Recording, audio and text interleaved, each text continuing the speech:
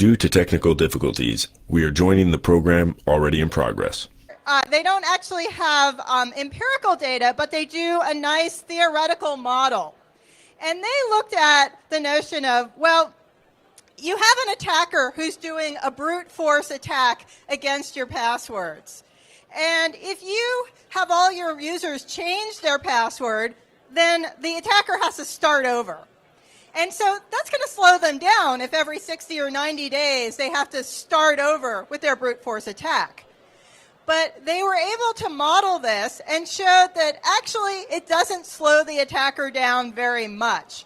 And in fact, you can have much better gains by using a slower hashing algorithm. That's going to be a much better way to slow down the attacker than to make everybody change their passwords every 60, 90 days. And by using a slower hashing algorithm, you're not inconveniencing your users. They also point out that if you have an attacker that knows your passwords, well, they can install a keylogger into your system, and now when people change their password, they can watch the user actually do that. There's also some survey evidence that shows that changing passwords on a regular basis may not be all that helpful.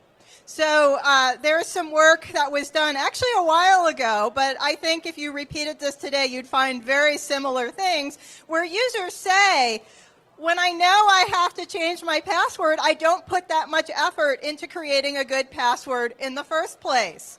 And so these users create weaker passwords. There's also a study that my students did at Carnegie Mellon University, and this is with Carnegie Mellon users and their passwords. So we set up a system so that when people changed their password, afterwards they were asked to fill out a survey. And the survey asked them, among other things, how annoyed were they right now for having to change this password. And we were able to correlate this with the password that they had just created. And we were able to show that the people who said that they were really annoyed, really pissed off right now, they were the ones who had the weakest passwords. All right, so I took all of this evidence and I put it together and I wrote a blog post about this, and it was posted on the front page of the FTC website. One of the cool things about being the chief technologist at the FTC is I get to post these blogs on the front page of the FTC website, and they actually get read by a lot of people. And my understanding is that this particular blog post got forwarded to a lot of system administrators. And I've heard that a small number of them actually changed the policy. Now, I've also heard from others who said, I might be convinced, but I still don't feel like I can do this. I still might get criticism. I need standards that tell me that this is okay. It's not enough just to see this on the FTC blog. We got a lot of press coverage. A lot of reporters were very interested in the idea that maybe this password expiry is not such a good idea.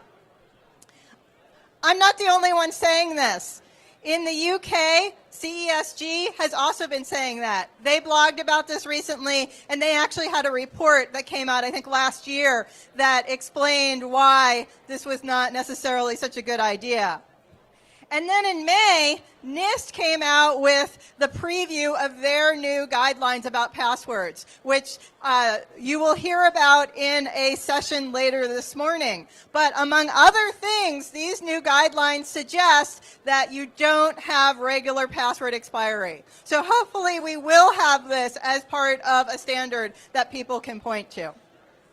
So if password expiry is not really going to help us, what will help us? There's all sorts of ideas that people have. I want to highlight a little bit of research that my students at Carnegie Mellon have been doing to try to understand how we can help people make stronger passwords. And one approach is to address misconceptions that people have about passwords. So we've done studies where we invite people into our lab and we watch them create passwords and talk to them about the passwords that they create. A really common misconception is that keyboard patterns are secure. We see people create keyboard pattern passwords, and they're so proud of them. Oh, aren't I so clever? This looks so random, but I just go diagonally down the keyboard. And some of those people will even say, yeah, I know if I went across the keyboard, oh, that's probably bad. But I went diagonal. Isn't that great? We need to make people aware that that is a misconception. Another one of my favorites, adding exclamation point on the end will make it more secure.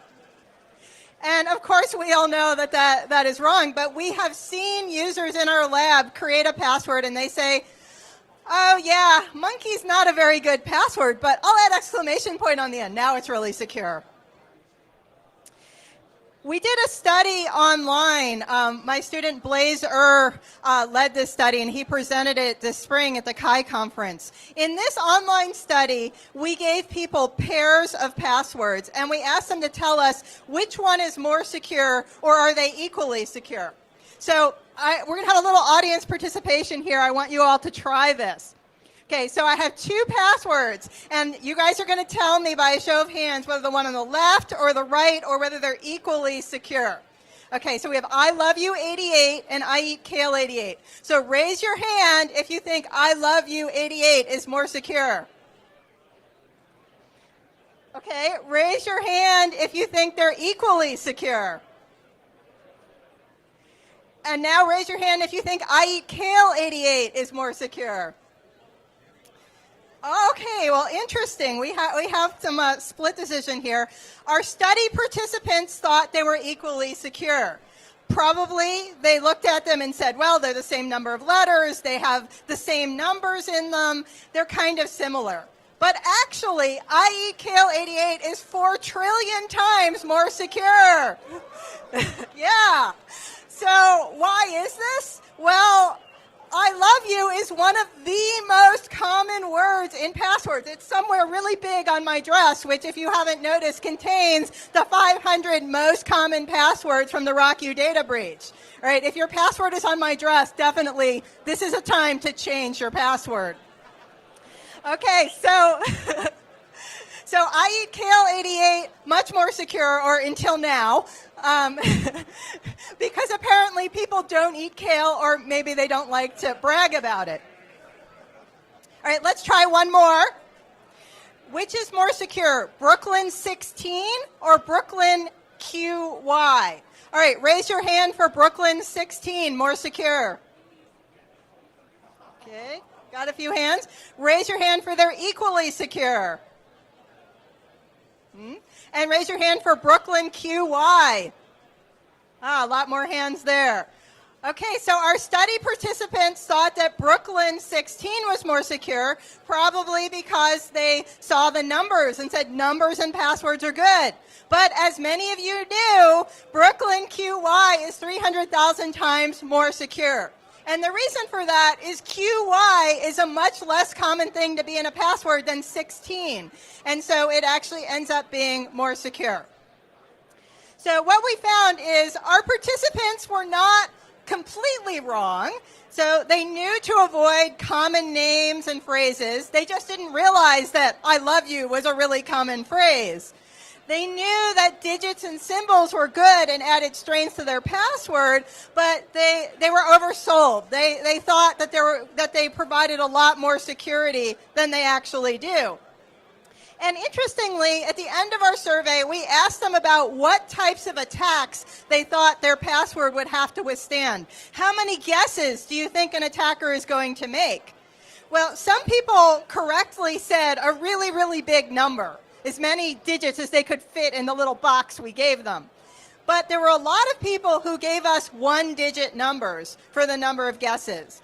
In their mental model of the situation, they assumed only that online attacker and really had no idea that there were any other types of attacks that they needed to worry about. So if that's the mental model you have, it's going to be difficult to actually create a strong password. And a lot of this is because of the feedback that we give users. the password meters that are on a lot of websites don't really give users the kind of feedback that they would need to actually create a stronger password. You know, it tells you your password is weak and that you need to create a stronger password. Okay, how do I do that? Most of these password meters don't really tell you. So my students in Carnegie Mellon are working on an open source password meter that, besides having a good scoring mechanism, will provide what we hope will be really useful feedback to the users. And that's under development right now, and hopefully you'll hear about it at this time next year. All right, so to wrap things up, I want to leave you with this URL. If you want to see my blog post about passwords and all sorts of other interesting things, check it out at ftc.gov/tech. Okay, you find the passwords blog. You can also learn about my experience with having my my mobile phone account hacked, which was another exciting incident. And I will leave it there. Thank you very much.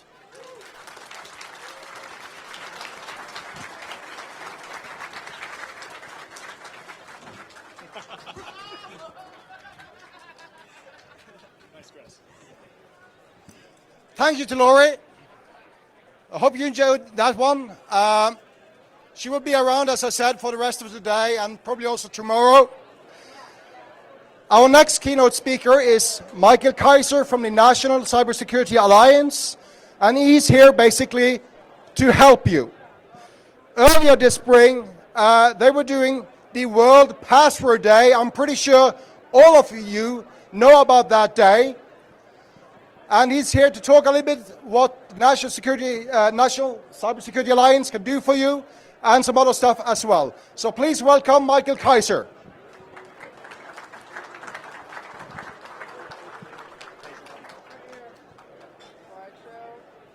Thank you, Per. You know, it's really an honor actually to be invited to talk to you all this morning. You are really an incredibly important audience when it comes to cybersecurity and to how to build a safe and trusted and secure internet, which is really what we're all about at the National Cybersecurity Alliance. Looks like we have this going here.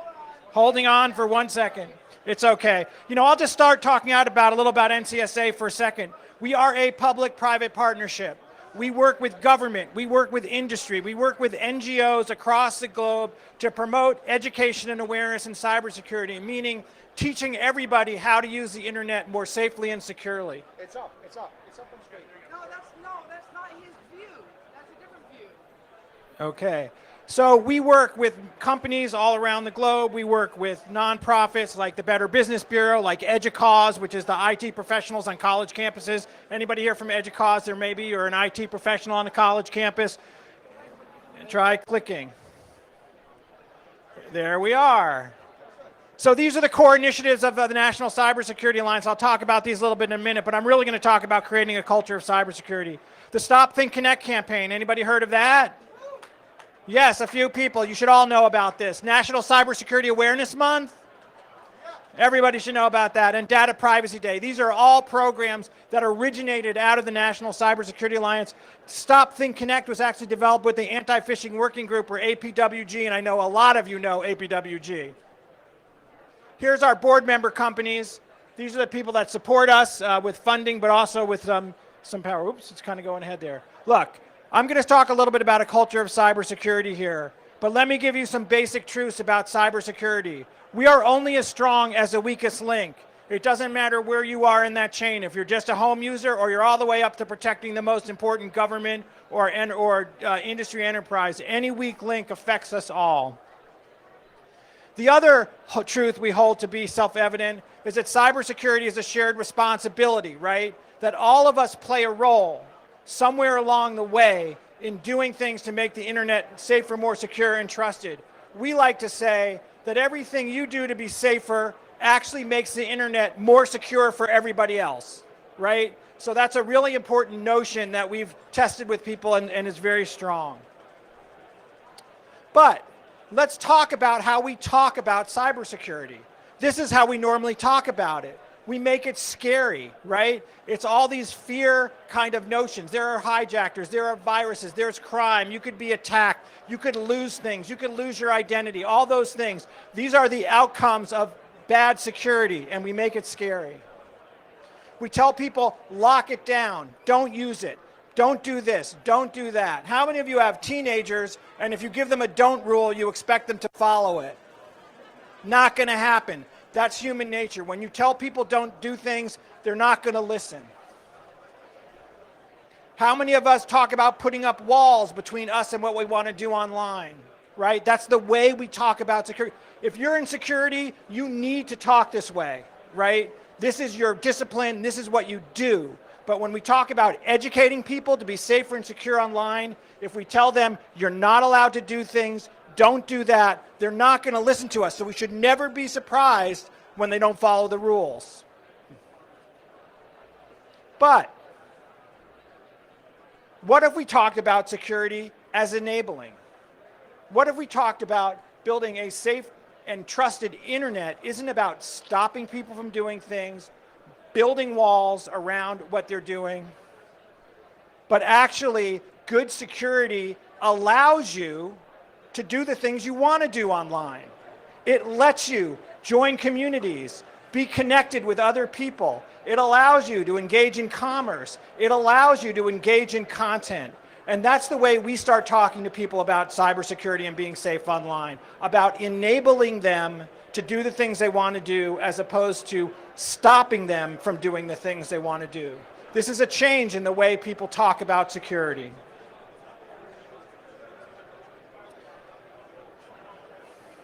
So, why would I have a picture of a telephone in a cybersecurity discussion? And not just a telephone, an analog telephone, a rotary dial telephone that's outlived its usefulness. Because when you think about it, the internet is a transformational technology, right? The technology we're doing is changing the world. Well, guess what? That device was a transformational technology as well, right? Before the telephone, the way we communicated people was totally different. And there's something about this POTS, or plain old telephone service, that was really critical to its success over time. And that was, when you picked up that receiver, there was a 99.9% chance that you were going to get a dial tone, right? That was what they lived by. And it was safe, it was reliable, and for the most part, it was secure. We can go into some discussions about that. Obviously, there are ways to get into telephone calls, but in generally, it was considered to be secure. If it hadn't been all those things, the telephone wouldn't have been a transformational technology. And by the way, it took 40 years from the introduction of the telephone to like more than 40% of Americans actually had one in their house. When you look at smartphones, it took 7 years from introduction to like 60% adoption. In like 10 years, it was like 90% adoptions. So the way this transformational technology rolled out was also in a different time frame. But remember, the foundation of this was safety, security, and trust. That's what made the telephone a success. That's what allowed it to transform. And that's why we need security in the internet. So how do we go from this world of fear, pain, loss, to the happy internet, right? The happy internet. We're all connected. Everybody's doing everything they want to do on the internet. We're all, we're chatting, we're texting, we're posting, we're sending emails, we're doing work, we're connecting with families, we're connecting with people we've never met across the globe, we're creating communities, we're doing all those great things. How do we get there? We create a culture of cybersecurity, right? A culture of cybersecurity. What does that mean, a culture of cybersecurity? It means that you can move through the world doing all the things you need to do to be safe and secure online, and that everybody learns how to use this technology safely and securely. That's what we need to do. So let's look at a couple of transformations that we've made, right? So we used to be a garbage society, right? People got stuff, they used it, they tossed it in a can, right? Maybe it piled up on the street side. We all remember, maybe some of us are old enough to remember how big litter was as an issue back in the day, right? Maybe some of you, you'd go by the road, there'd be cans, there'd be bottles, there'd be garbage everywhere. Cities were disgustingly dirty. But we've moved, right? From a garbage society, we're on the path to a recycling society. Now, are we there yet? I don't think so. Are we closer than we were? Absolutely. I mean, you know, can you think of the time that you were in a place that didn't separate at some level the garbage that you were generating in that space, whether it's a hotel room, a conference room, your office, right? So we're on our way to that. Whether it's at home, you have to separate the things. We used to be a smoking society. We had a smoking culture, right? You could smoke anywhere you wanted to smoke. There was no rules about smoking, right? You could smoke anywhere, and it was perfectly accepted as a normative behavior. Is smoking currently a normative behavior? Are you on the right? Are you normal if you smoke, or I don't want to say you're abnormal if you smoke, but really, generally, you know, it's agreed upon that smoking is not the social behavior that we're trying to encourage. Are we a non-smoking society yet? Not yet. Right? Even here in Las Vegas, I think there may be some casinos that don't allow smoking. Some still do. You know, we still have cigarette smoking available. It's been pushed to the side in many places, but we're moving in that direction. How long did it take to move in this direction? This did not happen overnight, right? Moving to a recycling society, moving to a non-smoking society takes a whole bit of time. So how do we move from the panic of the internet, right? And this really represents the way I think a lot of people think about the internet. Oh my God, I'm going to be hacked. Look what just happened on my phone. How did this person get here? Why am I getting these posts? How come people are posting these things about me? Uh-oh, maybe somebody stole my password, right? We call that, our effort is Stop, Think, Connect, right? We are looking at Stop, Think, Connect as kind of that universal message for safety on the internet. We have Stop, Drop, and Roll for fire safety, Stop, Look, and Listen for railroad crossings, Stop, Drop, and Take Cover if you're from California or from earthquake country. This is a very simple message, which is explainable to anyone about being safe online. This is an Uber message. We'll talk about a couple other messages in a second. Let me say that very simply, it represents this. Stop. Make sure you've taken security precautions, like upgrading your software, like strong passwords or multi-factor authentication, like patching all your systems, right? Think about the consequences of your actions and behaviors online. Remember that much of security is not only technical, not only it's behavioral, it's what people actually do, right? It's what they post, it's what they share, it's the kinds of things that they do online. And then the connect piece is really simple. It's back to that thought of connect and enjoy the internet and enable yourselves to do the things that you want to do online, right? And that's really what Stop, Think, Connect is all about. I will tell you that this message, which was created in 2010, was created by 25 companies and 7 federal agencies working by consensus over the course of a year. We did consumer-based research. We went out, we talked to consumers, we tested a whole bunch of messages. Excuse me, we tested a whole bunch of messages across with people, and this is the one that they liked the most. This message, and I'll talk a little bit, sorry, I'll talk a little bit in a second. Talk a little bit in a second about how you can join this, but it's currently being used by more than 600 partners in 20 different countries across the globe. This is becoming the message, this is becoming the look both ways before crossing of security, and that's really what we intended it to be. So, thank you for the water, really appreciate that. Try not to spill it on the computer up here. So, I'll talk a little bit about more in Stop, Think, Connect, but since I was invited here by Pierre, I want to talk a little about passwords as an example around messaging that we need to look at, right? I think Lorrie did an amazing job talking about some of the issues, and she raised some of the ones that I think I'm going to talk about a little bit as well, but I think it's important to look at. So, where do we go from here? I mean, passwords, even though a lot of people stand up and say they want to kill the password dead, right? It's not dead yet. I don't think it's going to be dead for a while, and it's still going to be critical, right? The role of users in developing passwords is not going to go away. We're not going to start assigning passwords to people at any time soon. So we're counting on them to know what to do and to do it well, right? That's still a really important part of passwords. And here's the good news. It can't get much worse than where we are today, right? We still know that password 123 or 123456778 or password 123 or I love you, as Lorrie pointed out, or last year I think monkey was on the list, are still the most popular passwords. So the bar is very low for progress, but we have to make progress. So why have we failed in passwords? What's gone wrong, right? So first of all, the long and strong passwords that we tell people to do are not designed for people with numerous accounts. We all know that, right? Too many accounts, too many passwords, too many unique passwords. We are human beings. We are incapable of good memory. Just as Lorrie showed, right, there's inconsistency in what sites deem a strong password, right? We as the community have not communicated clearly back out to our users what is a good password. And different sites use different ways for determining what a strong password is. That already, you lost me at different sites. If I'm a user and I have to have a different framework for making a strong password on every single site I go to, very, very difficult for me. There are too many messages about passwords, and I'll talk about this in a second. Advice is often technical, right?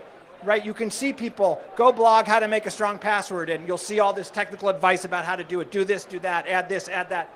Very, very technical. People do not like technical advice. When we did the Stop, Think, Connect research, one of the strongest things that came back when we asked people, about being safe and sign, they said, give me common sense advice that's in my control that I can do, and I will be more secure online, and I will help you. We don't even have agreement on what makes a good password, right? We don't agree on this. Some people say you've got to have numbers and symbols. Some people say it just has to be long. Some people say you have to have capital letters. We are not communicating clearly to people what makes a good password. We all have ideas about what make good passwords. As security people, we all have our own notions. We have some research which shows one thing over the other. But even doing the little test that Lorrie did, you could see that there's some disagreement in the room about what makes a good password. So we, as the messengers, and we are the messengers on this issue, need to look at that in greater depth. The other thing is that when we create messaging, often people will say, I have the perfect system for creating a strong password. How many of you have your own system for creating a strong password? A lot of us, right? How many of you have been asked to share that system with other people? Right? How many of those other people could actually use your system? See, some people believe that, but I'm telling you, you can't have 9 million systems for creating a strong password. That's too much to educate people on, right? So this is an issue, right, about how we educate. And I see this all the time. You can go look, there are tons of blog postings about, I have the perfect system for creating a strong password. And when you read it, you'll realize that no one else could do it but you. So good for you, right? But maybe not transferable to everybody else. And that's been part of the issues on the password piece. Oh, sorry, I got a little cut off here, but this is sort of making this is looking at some messaging. So here's the way we've changed our messaging a little bit, right? Make a better password, not as long. It used to be long, strong, and unique, right? Make a better password. I guarantee you, not 100%, but if you start asking people, they will tell you they know that their password's no good, right? You don't have to have them, because they know if you ask them, is your password any good? They'll probably say it's not. So make a better password. Just make it better.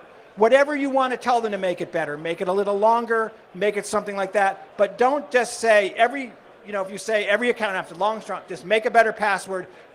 Get people to rest on their own sword. Ask them, how good are your passwords, right? They're going to tell you they're not very good. Okay, let's make them better, right? I think Lorrie really, this was her present, only change them. Really, this is important. If you want them to have if you want to have a strong password, only get them to change it when it's absolutely necessary. I think it really helps them remember it, it encourages them to do a better job. We totally agree with that.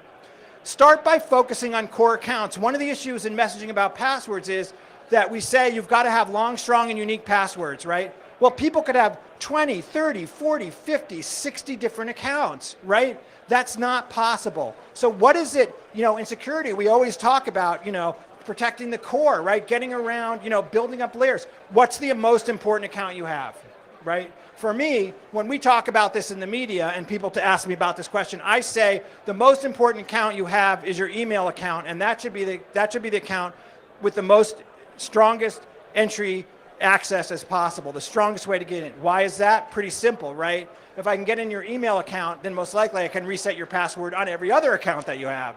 So even more important in some ways than your financial account. And also your bank's probably doing a little more on the back end authentication to make sure it's really you anyway to start out with. But those core accounts, we've got to focus people on the things that are common sense, that are in their control, and that they can do. Really important. And encourage the use of tools where appropriate. At NCSA, we don't promote tools, we don't recommend tools, but there are obviously a lot of tools out there around passwords and account access that can be used. We are certainly very much in favor of using other things beyond the password. We think that's really important. Right now, we're working with the White House and in industry about developing a campaign that comes out of the Cybersecurity National Action Plan from the president, about developing a campaign about educating people about stronger authentication, and the many, many different ways that it will be available to you. But, people have to also get ready to use those tools. They're not necessarily widely available. And we're not saying that just because a service doesn't use some form of stronger authentication that it's not secure, right? But obviously that's the way the world is moving. So that's some messaging that we can think about. And then let me just talk about NCSA a little bit, because that's what Per really asked me to do a little bit so people know about you. We are the education and awareness folks. We do a ton. We have a ton of materials that can make your life easier if any of you have jobs educating people on this stuff. We have tip sheets, we have posters, we have videos across many topics. We do all kinds of editorial calendars. This year we did safe and secure online digital weddings, right? Almost every bride now plans her wedding online. Why not get to her while she's doing that and teach her about other things in cybersecurity? When you speak to a potential bride, she doesn't want to lose all the family photos, right, that were taken and posted online. She doesn't want all this personal information about her guests released to the public. So we do that. We do online travel. We do kids going back to school. We do all kinds of topics that we do all these kinds of materials about. On Stop, Think, Connect, which I'll also talk a little bit more, you can access materials that can be branded through a free license. Like I said, there's 600 partners across the globe to put your campaign with the Uber campaign, right? The FTC's, for example, their On Guard Online site, which is now on the FTC main site, uses Stop, Think, Connect. DHS, the Department of Homeland Security, is our partner in disseminating. We have many corporate partners from Google and Microsoft and others who use this. We have tons of nonprofits across the country that are using. We have local police departments. We have schools. We have municipalities. You name it. There are people who are doing this. And what this does is, what's really important in all of this is that we have a harmonized message. And that's what Stop, Think, Connect is, right? You cannot have 500 messages about how to stay safe online. People will not stick with it. That's what we learned when we did the research for Stop, Think, Connect. We organize the community around awareness. We have places that people can plug into us and tell us what they can do, what we're doing. And for those of you who don't know, we have a super active social media presentation. We have, and I got some resources at the end here. But by the way, my Twitter handle is @mkaiser NCSA. And if you have questions and you want to tweet them to me today, I'll try and answer them for you, or anytime actually. But please feel free to do that. Social media is very important to us. So here's just an example of like some of the kind of collateral that we collect. These are mostly like web banners, all branded to Stop, Think, Connect, right? People can take these kinds of things, put them on their website, and direct people to their own resources. We don't demand that people, reflect them to us. Just an example of the kinds of messaging we have, right? Own your online presence, really a message about taking control of your social media presence, about, again, thinking about what you post. Make the internet safer for everyone, that message, safer for me, more secure for all. Just some general things. And we do have many languages now of Stop, Think, Connect, because it has gone global in many different ways. So some of the things, like I said, Cybersecurity Awareness Month is in October. It's four weeks. Every week has a theme, from staying safe online generally to cybersecurity from the break room to the boardroom, looking at cybersecurity inside companies. We'll be looking at IoT, really not only IoT, very broadly, the connected devices this year, from the connected car to the connected home to the connected enterprise. How are we going to secure that space as well? We'll be looking at some other issues as well. We'll focus on some special populations like seniors. Cybersecurity Awareness Month, which was created by NCSA and the federal government, Department of Homeland Security, now is in Canada. It's EU-wide, it's a week in Australia, and it's being developed and promulgated throughout South America by the Organization of American States. We believe in just a few number of years that October will become the Global Cybersecurity Awareness Month for everyone. So that's what we're working towards. That is all organic growth on its own. Stop, Think, Connect, as I said, you can sign up for that. And Data Privacy Day in January. NCSA believes very strongly that security and privacy are deeply related. Our theme is respecting privacy, safeguarding data, and enabling trust. We believe that you have to respect personal information, you must safeguard what you have, and that builds trust. And so finally, here's some resources on us. Here's where you can find us. Please come and see us. Come to our Facebook page, hit us up on Twitter, ask some questions. I really appreciate the opportunity to be here today. I think you guys have a phenomenal crowd, a great conference, and please let us know in any way that we can help you make your work easier. Thank you.